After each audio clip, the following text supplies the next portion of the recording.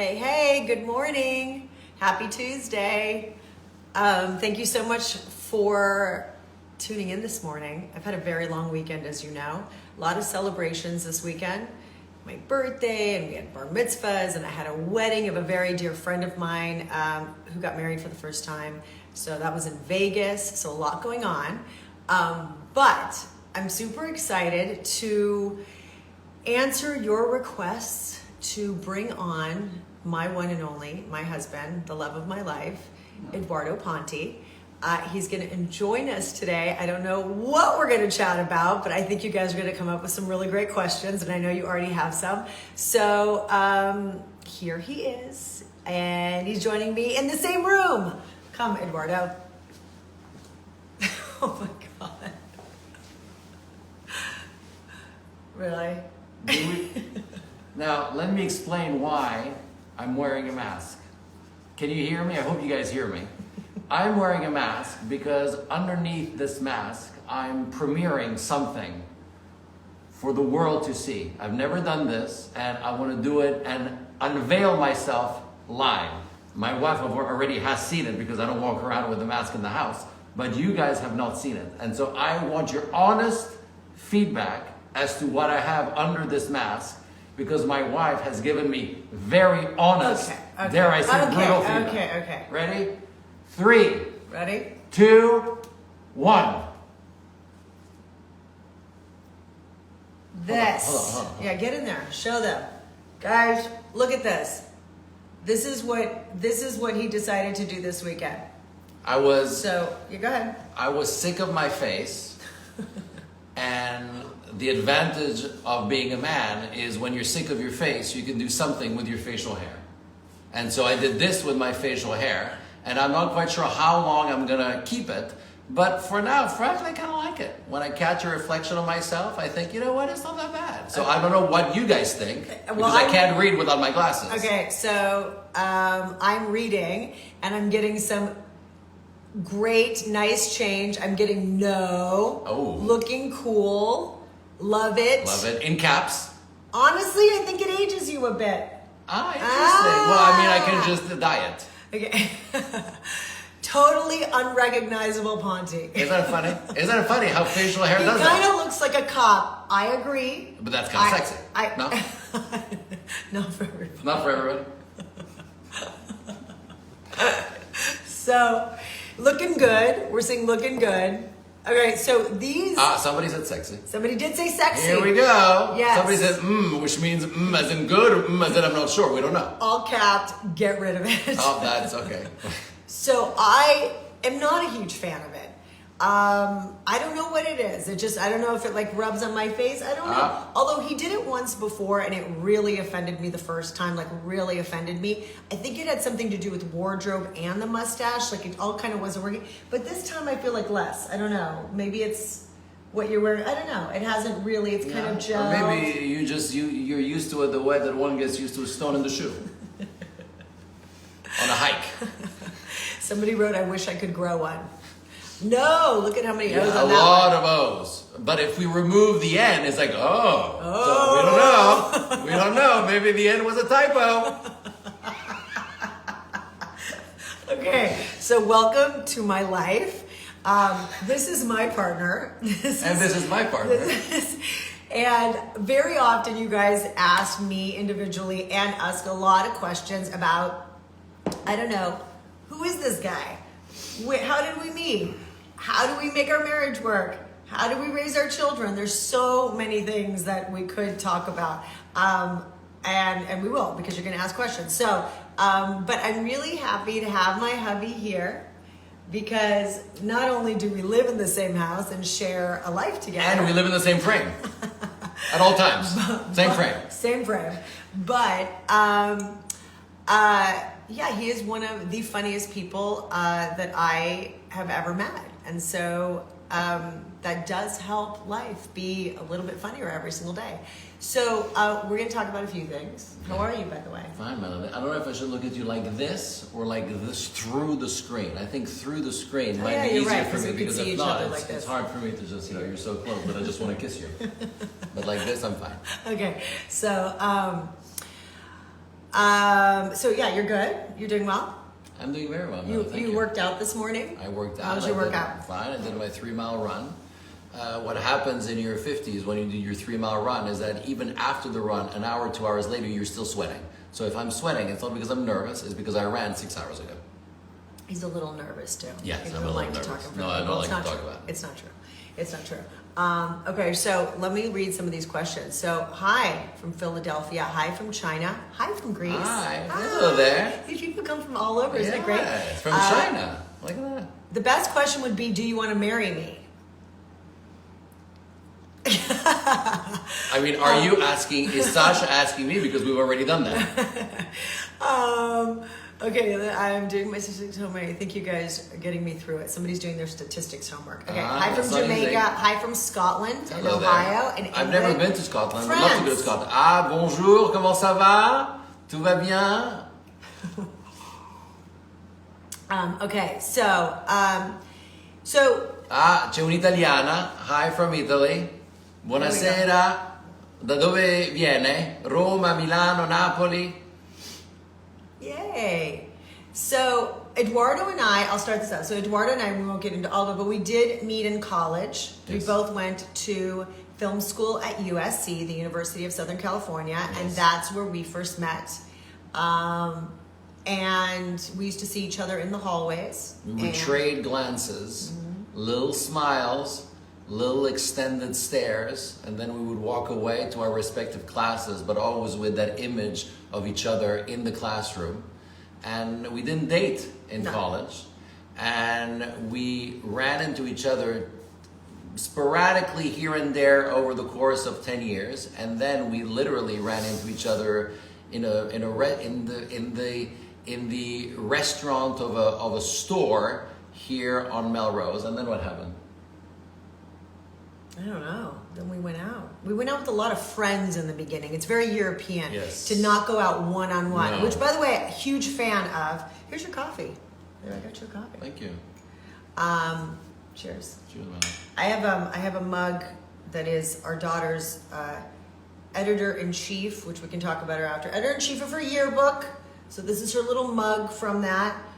This is a big week for us as well. We're going to talk about because our firstborn is graduating high school. So a lot of emotions running through both of us individually and as a family. A lot going on. It's true. I left a message for Sasha on her phone, and on her outgoing message, there's still the voice of our daughter. A message that she left on her outgoing message when she was like 6 years old. No, and even younger. She was maybe 2 or 3. Yeah, 3 years old or Yeah. 4 years old. And listening to that message as I was leaving mine, I broke down crying. So that's a problem. Yeah. Because when she leaves college, everything will remind me of her, and everything will lead me to tears. There was a really sweet post that Jennifer Garner did yesterday, and because her daughter just also graduated, and the post is all these images and sort of little videos of her that just says, like, how do you say you have a graduate without saying you have a graduate? It's just images of her crying. Aww. And I know, it really made me cry. In different places, she was like on a plane, you could see her at the graduation, but it's just really all these spaces, and it really hit home because I feel like that's gonna sort of happen this week. It's interesting because when you have this journey together. We starting by meeting and not dating in college, and then we back to what we were saying. We went out with like groups of friends, which is very European. You don't like go one-on-one right away. And Eventually you go one-on-one. But I preferred it because you're not under this pressure to connect with a person, which I think is very much something that happens now. You just go right one-on-one. And the thing I love about the group setting is that you see the person with their friends, and they see you with your friends, and you see each other in your environment. And you can kind of assess from that, like what kind of person they are, what kind of friends they're into, what they're like with other people. So you're not in this silo of one-on-one. And I think I think that's really effective and super important. So we went out in groups a lot, and then a lot. But then yes, we came together, and very quickly we were at an age where we decided that we really wanted to have a family together, and there we are. And so here we are, 18 years later with our little girl, and it's really wild because you go on there's so many things that happen in your own individual growth, then you as a couple, and then you as a family and as parents. And a lot of people ask us about parenting, which is, we can get into so many things about that. But so how are you feeling this week? Listen, this week I'm feeling, it's funny, I'm kind of day to day, as the graduation is approaching, I'm getting more and more feelings about it. But in a way, I've prepared myself for the last 18 years for this moment. So it's not a moment that caught me by surprise at all. It's a moment that we all grow into. And what's great about nature and about growth is that nature tends to kind of primes you for this moment, because the older the child gets, the more they want independence, and the more you have to give them that independence. So you kind of gradually get used to them eventually leaving the nest and kind of starting their own lives. So we've been preparing for this moment really, really 4 years. It just becomes kind of official in September. You know what I mean? But isn't it also that, honestly, let's be honest, having teenagers is really, really hard, and you go through so many things. Like, there was a period with Lucia that was really tough, and Eduardo would be like, oh my gosh, this is Vietnam, what's happening? I was seriously, not just, in jest, seriously considered that there was a moment where she would like to really go out, and she was, in her mid-teens, going out in Los Angeles as a father. Of course, I get worried because, Los Angeles is a big place. So I actively considered maybe if I break my leg on a Thursday, she won't go out on a Friday night, because she'll feel so bad that I'm in a cast and maybe I'll be in a hospital. So she won't choose to go out with her friends because I'm in a hospital, and she'll stay with me. But I didn't do that. He did consider it. I did, actively. Really Should I break my leg today? Should I break my leg? Should I break his leg? I'm not sure it would have worked. Because I think she would have gone out anyways. I'm sorry, Dad. Going out now. Going out. No, but it's really hard. And I think you share in like all of that, it just like gives you so much grit and sort of understanding, and you get through it. And then by the moment that they switch into or click into, and luckily she has, into sort of the best version of herself as an 18-year-old young woman, we're so proud of her that I just feel more excited about her future and about, just all of it, because she's a good girl. So I feel very proud of her right now, but I know that I'm going to be crying a lot this week. This week, and then we'll be crying when we drop her off to college, and then we'll be crying when we're taking our plane back. I'm not taking a plane back. I'm just going to stay there. I told her that I was going to just rent or stay at a hotel, go to a friend's house nearby for a few weeks until I am calm enough to be able to get on a plane. Or maybe a few years. I'll just stay with her. Yeah, maybe she's not ready to cut. She's not ready to cut the cord. We're fine. She's not ready, and we're doing it for her. So, speaking of parenting and Father's Day coming up, I do want to talk about something that you did, and some of you know this and some of you don't. But Eduardo is a poet and a writer and a director.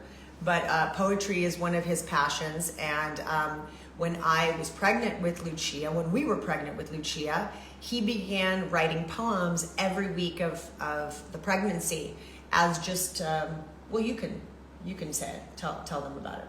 Yeah, poetry was the first vehicle of expression that I used in my life. It was the first way that I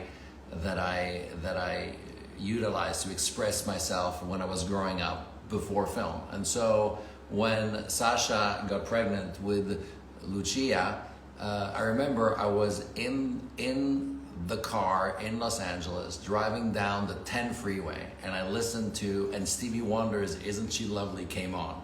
And as you know, that song Stevie Wonder wrote when when his wife delivered their first baby, and it starts with the cry of a child. And when I heard that cry of Stevie Wonder's child, this idea sparked into my head that I would write a poem a week for each week of Sasha's pregnancy. And it was really letters dedicated to my yet to be born child, imparting lessons that I learned in life, sharing mistakes, so in the hope that she wouldn't commit the same ones, sharing beautiful memories I have of my own upbringing, sharing moments that I enjoyed with Sasha as we were building our lives together.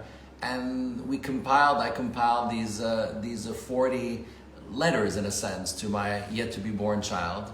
And years back we published them, and it's really one of the few books that are dedicated to of course to both my children in the end, but also to fathers around the world. And there isn't much literature for fathers. So here it is. This is called Letters from a Young Father. Bye, Eduardo. There it is. And this is not only just very special to our family, but I also think it's a really beautiful thing as we're looking down the barrel of Father's Day. You can get it on Amazon, right? Yes, absolutely. You can get it on Amazon, and it's a wonderful gift. And I have to tell you that so many men, not just friends of ours, but so many people that have read this, especially men who are fathers or who are becoming fathers, it really meant so much to them, because rarely do we see, I feel like, this point of view, right? As women, we go through, giving birth, and build sort of just creating a life and inside of us and carrying that life for 9 months. But for men, it's like they're outside of that experience, and I feel like that's so unique in what you did and what you captured and what you were willing to share about your own life and your own memories of a childhood and your own father, and just personal stories. It's and our personal stories, because there's some things in there that are really just personal to our experience. So it's beautiful. Check it out. But I just wanted to bring that up because it is Father's Day coming up. Yeah, I know. Your voice just goes up. His voice goes up. Okay, so let's see what else we have here. What do you guys want to talk about?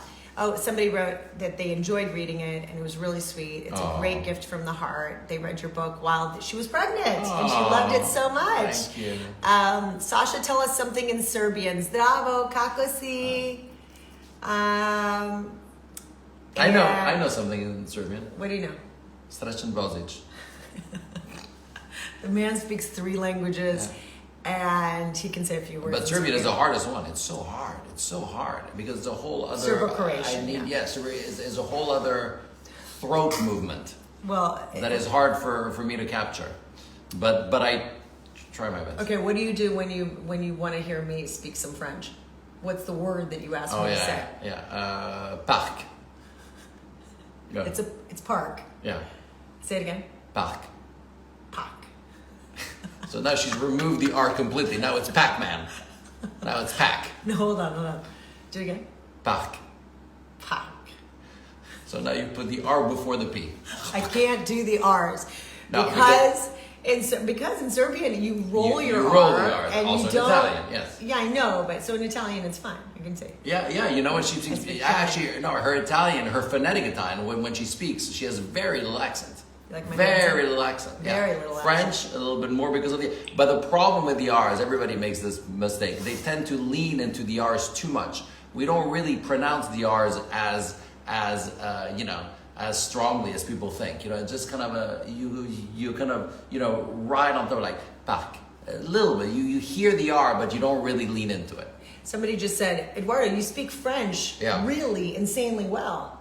Yeah. He grew up. I grew up in Paris and Geneva. So Yeah. that's why. So Geneva being the French-speaking part of Switzerland. Yes, and he's really, really, I mean, French is a part of huge part of who you are. Huge part of my, even my cultural upbringing, my cinematic upbringing, the books I read, a lot of them are in French. I just love the language. And I was, essentially raised, of course, in Italian. My home was a home where Italian was spoken 29 hours a day.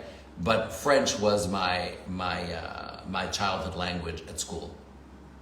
So somebody wrote, how often do you visit Europe and where do you want to go there? So we visit Europe a few times a year. Well, it's been more like twice. Well, he goes all the time, like every month and a half. Every 2 months, yeah. Every 2 months he'll go. We go all the time, and every year we'll try to visit somewhere else. Sometimes it just depends on what our family is looking to do. This year we're going to do Greece. Yeah, right? we're gonna do. I like to. One of the countries that I haven't been to yet, which I hear wonderful things about, is Portugal. I'd love to go to Portugal. That's true. We haven't been there. Somebody No. just asked if we've been to South Africa. I have not been to South Africa. We've been to Africa. Me neither. We have not been to Our South Africa yet. honeymoon was Lamu. in Lamu, and that was beautiful. Beautiful. So we love Africa. We'd like to go back with the kids for sure. Yeah. And then would you like to film in Belfast? Game of Thrones was made here. Even if Game of Thrones was not made here, I would love to shoot in Belfast. So what are you working on right now? Goodness. I'm working on 3 movies that I'm casting presently. 3 movies that are very close to my heart that I don't want to talk too much about because they're secret gardens. And when they're secret gardens, you want to keep them close to your heart until they're ready to come out into the public sphere. We're good with that. But they're very, very exciting, keeping in the humanistic vein that inspires me. And we will see which one comes first. Yay! And are you writing? Are you co-writing? You're writing I always at the very least co-write. So I've written by myself. The other 2, the ideas generally come from me. And then I write a detailed treatment, and then with the co-writer, we write the first draft of the script, and so on and so forth. And yes, we do have projects together. Yes, we do. We do. And we love working together. We made a film together years ago called Coming and Going. That's still on. Where can you find it? Yeah, I think that you can Apple? watch it on, I think you can watch it on Amazon, actually. Watch it on Amazon. It's called Coming and Going. It's a comedy. And it's a comedy. And it stars me and Rhys Darby, who's hilarious. And Fionnuala Flanagan, and a lot of other very funny people. And it was really one of the best times, besides making the life ahead with you and being there with you. But even though I wasn't in it, it doesn't matter. I was there, and working with Eduardo is such a blast. And people always say, "Oh, is that hard? Is that hard?" But it is hard. It is hard because he's I'm a pain. he's a total pain in the ass. I'm a pain. And because he's a perfectionist, and because when he like in The Life Ahead directed my mother-in-law, his mom, he knows us, and so he demands, the best from us. So he doesn't just settle if there's something that's like, good, but it's like if he feels in any way it's not totally authentically like who we are and the most honest performance, he just will keep going and going and going and going and going and going Yeah. and going, and then we just go to rip his hair out, and we can't because he doesn't have his hair. The reason why I don't have hair is because they have ripped it out. These are all the takes that they didn't want to do. Imagine how many takes they didn't want to do. Billions of takes. Wait, on another note, I just want to say, Eduardo did something. Okay, so the big trendy haircut right now for boys, the whole, messy curly haired front with the flip in the back and the whole thing. I'm sure you've seen pictures.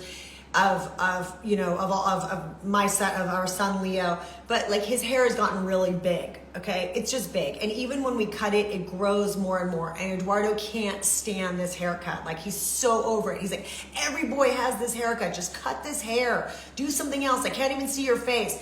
And so the other day, he actually attempted to convince Leo that if he buzzed his hair, like for the summer or whatever, that it would grow back stronger and in fact help him keep his hair longer when he got older, he wouldn't lose it. Should he have my gene? Because he might have Sasha's gene, and then he has beautiful Fabio hair for the rest of his life.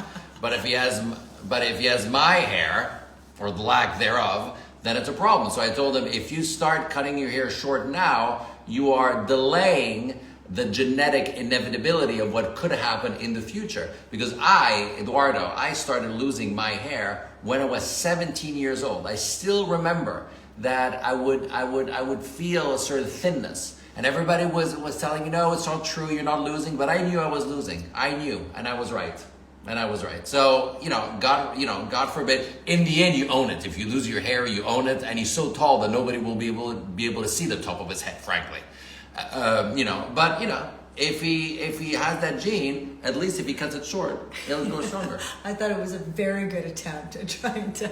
No, and then the other thing that I 13-year-old and then the other thing that I did and then the other thing that I did tell him and the other thing that I tried to do, I tried to appeal to his vanity, and I said the other thing that the other problem with your hair is that it creates a visor. Okay, that visor makes so that your eyes, the pupils dilate because the pupils are always in complete darkness because of that visor, which means that nobody sees how beautiful your iris is, the blue of your iris, because the pupils are always dilated. If you cut your hair, the pupils will constrict and we'll see your beautiful eye color. He didn't care. That was very elaborate. So as you can see, one of the things that also makes us laugh about you, Eduardo, I mean, you guys can tell, his Italianism is he's very expressive. Like on one of our very first dates, he got on the phone with somebody and he was having a conversation about some business thing and he just sounded really angry. And when he got off the phone, I said, oh, I'm so sorry, is everything okay? You sound really upset. And he said, no, I'm fine. It's nothing. And so, lately I would say that one of the things that we keep trying to work out as a couple, even the other day, is that he'll get intense about something and say something, and it triggers a kind of response in me because I feel like even though I know him, I feel like it's like intense. And he said, why are you taking it personally? I'm not saying this, to you, don't take it personally. I said, it's not personal. It can be unpleasant. I love you. But you know what I mean? It could be like, but you're not aware of that. You're not aware of the tone of intensity. And I should.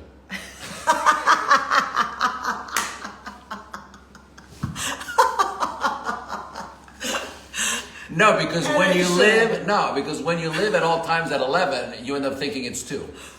That's the problem. I know, but it's, sometimes it can be. People ask sort of how do you keep relationships and things, going. And I feel like you and I have great communication, even when we're annoying each other. Like I'm annoying. I'm sure I'm very annoying. I annoyed Eduardo last week so badly because my indecisiveness about what I wanted to do for my birthday or not do or do anything. Sorry to interrupt. Italians are passionate while they are talking. Exactly. Yeah. Very Italian. That's right. Okay. We're not screaming. Okay, go on. Olivia Myro just joined. Really? Hi, Olivia. Hi, look at that. Like a live. We're saying live. Hi, live to you, Olivia. Look at that. And if Olivia's on, maybe Lucci's on, and maybe everybody's on. Maybe. So here we go. Yeah. So, what was I gonna say? I really annoyed him last week because I don't know, we've had a lot going on and I really didn't think about myself in terms of like, oh, I want to do this for my birthday. I want to do whatever. It is what it is. As long as I'm, surrounded by people I love and get to see people and get a hug from my kids and maybe a nice card, and it's fine. But he was super annoyed with me because every day he so sweetly asked, what do you want to do for your birthday? what would you like me to get you? It was so kind of you, but every day I did not have an answer for him. And truly, I thought you were going to just throw me into the pool. Just throw me. But we ended up doing something great, something a little bit impromptu, and it was fine. Yeah, it ended up being the best. So I feel like, partnership stuff sometimes is each person is going through that moment, and you have to have the patience and also empathy. I mean, not empathy, but just sort of understanding that people, we are individuals. Even though we've been together a long time, we are our own people, and sometimes we have to I'm going through a moment, and you have to kind of ride it. And at the end, we ended up doing something very spontaneous, which isn't always you like to know what we're doing, but we ended up having a nice time, and it worked out. No, it was great. It was absolutely great. great. And you made amazing pasta. You went to Italy, and you bought wonderful food, and we cooked at home, and we stayed home, and you did such a wonderful job, and it all worked out. It's true. It's true. It was all fine. I think the secret to a marriage is the profound desire to make it work, and the profound trust that the person you're married with has your back, and vice versa. If you have that, if you have this level of trust, this level of respect, and of course this level of love, then there is no plan B. The marriage is plan A, B, C, up to Z. It's every letter of the alphabet is the marriage. And that's how, you do it. Somebody just asked, how do you manage expectations when you're a perfectionist? It's a good question for... I think that you have to substitute the word expectations with hope. You hope something will come to fruition. You don't expect it. If you expect it, you set yourself up for disappointment. If you hope, then you do everything you can to live up to that hope. Somebody's asking, how did you know that you loved him, if I may ask? I don't even know. How did you know that you loved him? I never asked. Well, I assumed because she said yes. I'll tell you, I just told this story the other day when I was at my friend's wedding. I think there's this invisible thing that happens between people in terms of we all know the book, The 5 Languages of Love, right? Mm-hmm. And how we were all loved, how we were taught to love, how we feel loved, and so forth. And I think that that's something that maybe at that age I did not fully understand, but I understood myself enough to know what wasn't right for me. And so Eduardo and I were dating, and we took a trip together, and I was so independent. I'm so, I traveled a lot. I always, knew where to put my passport and kept my stuff together. And I'm just fiercely independent that way. That's how I was raised. And we took a trip, and he asked me to hold my passport. And I remember so clearly the moment, it was slow-mo, truly slow motion. I looked at him, I said, no, I'm I'm good. And he went, no, just give me your passport, I'll hold it. And I handed him my passport, and he took it, and I remember I didn't know what to do, with my hand. And I kind of stood there, and I looked down the barrel of this airport we were at, huge airport. I think it was Zurich or something. It's I had just a long, walk, whatever you call them, corridors of the airport. She makes it sound like Alcatraz, and I took her as my prisoner. Exactly.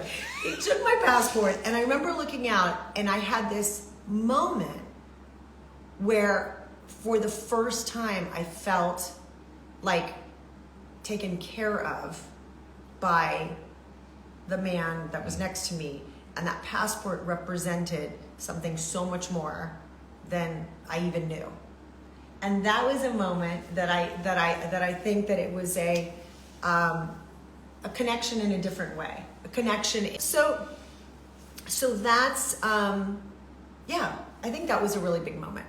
And then another question that somebody had is, can you share a fun fact about Sasha? There are so many, but they're inappropriate. So many fun facts. What are you talking? That sounds so What? No, inappropriately funny ones that I really inappropriately funny ones that I can't, that is very hard for me to. No, but in a way, one of the fun facts is that indecisiveness. That is, so everything is. I'm not always indecisive. But everything is a fork in the road. Like everything. And then we go back to the intersection. And then she takes the right, but then we go back to the everything is a roundabout. It's all a roundabout. Maybe we should remove forks and just do roundabout so that she drives in a circle.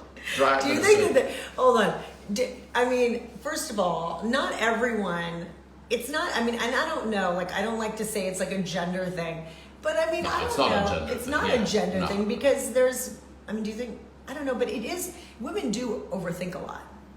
We do overthink things. Again, there's no generalization, but it's just a question of, I also am very indecisive, but I force myself to commit.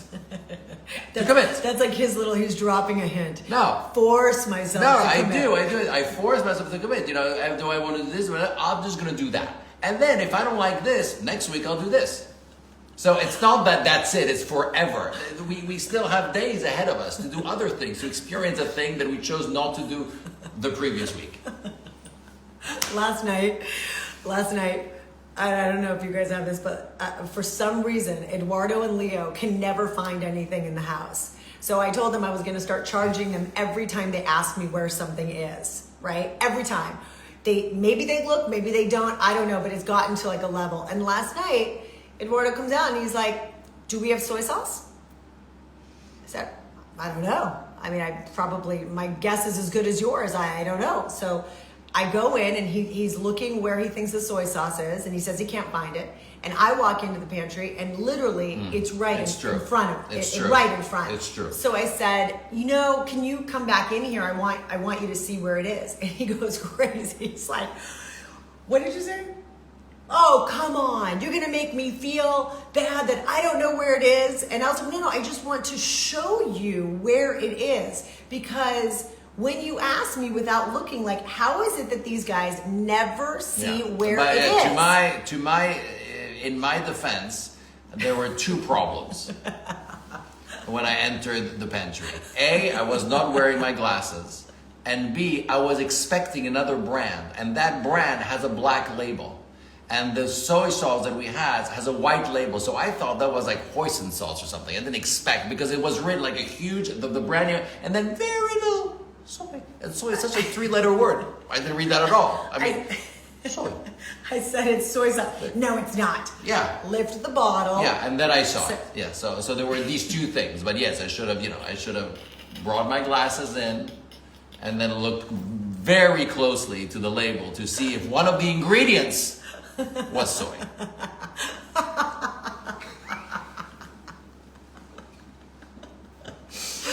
Oh my God.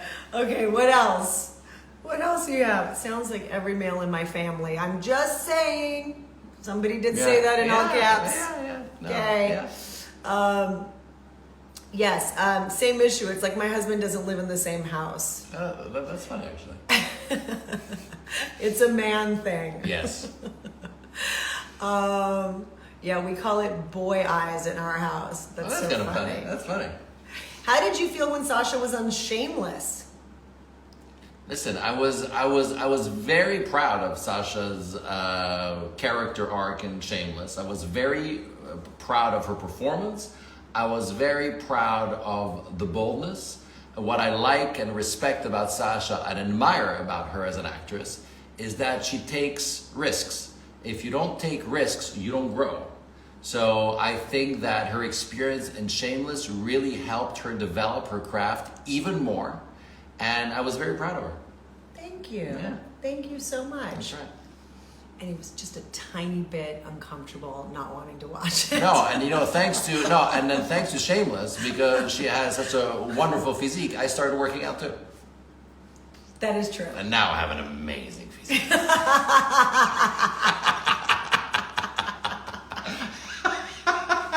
It is so so true. Because of Shameless, he literally became a gym buff. He joined a gym maybe the day after the first thing aired. And I was doing a lot of Tracy Anderson at the time, and I really was in great shape. And I wasn't. And I'm not saying that, but I definitely think that I was bald and fat.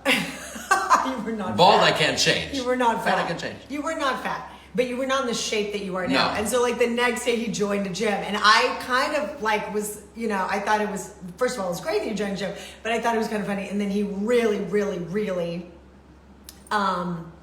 he really since then has been a total gym buff. Yeah. Yeah. I spoke a little bit last week, but, and we won't get into it, but our friend, Matt, who became his trainer for many years, is the gentleman that passed away in December, our very dear friend, the one we were talking about last week with Dr. Dixie of cancer. It was and yesterday, God bless his soul, it was his birthday. Yeah. So we're going to say happy birthday to Matt, because we know that you're listening and we love you. And last week, our friend Adam, who's also friends with Matt, was over, and this little hummingbird came out just as we were talking about Matt. A little hummingbird came and just came up to the window where we were. And we both kind of stopped and didn't say anything, but felt this energy. This aura.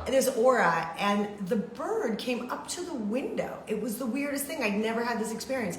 She came up to the window and just kind of stayed there. And Adam and I were both very moved. Yeah. So thanks to Matt, Eduardo has an amazing physique. Which, anyway. Which everybody benefits from. Okay, so we'll take one last question. And somebody asked, because somebody said hair transplants in Turkey are amazing. I hear they're the best. Really? Yeah. And I obviously went there. I went there for this. I went to Turkey for this. Somebody said hummingbirds are healing. Oh, that's beautiful. And then, what was the other thing? Oh, how did you guys land on Lucia and Leonardo's names? How did you pick their names? And did you always want 2 kids? Interesting. I come from, in my family it was me and my brother, so naturally, organically, one thinks a little bit in the way that one has been raised, but I was open to 1 or 3 as well, really. The 2 felt right because of my upbringing, but I was very open to whatever we felt was right for our family, because what's right for our family isn't necessarily what one has had the experience of in the past. So obviously we were kind of, very open to that. And Lucia and Leonardo, I felt that my children's names or our children's names, maybe I felt comfortable with the Italianness of my children's names. Again, had Sasha said, no, I want a French name or a Serbian name or an American name, I would have been open to that. But I think that Sasha also liked the idea of having our children have Italian names. And specifically Lucia and Leonardo, we wore a lot of names, we would insert their names in conversations, and we would see what felt right, and those 2 names the light, to bring right. light, Lucia. And by the way, she really does. It was Zia Maria, his aunt in Rome, who did this game where we would pretend that the child had that already name. here. So we'd be sitting on the table. Leonardo, portami il caffè, per favore. Leonardo, no, non fare questo. Lucia, sei pronta? Andiamo. And so we would do that with other names as well. And what rang true, and by the way, that's one of the poems I have in my book, Letters from a Young Father. And what rang true, what felt right, then we would put on a short list. And then we ended up, right? Yeah, it's true. It's true. Or yeah, and so I think we ended up with like 3 at the end and then sort of honed into something. Although Penelope was my name of choice for a girl.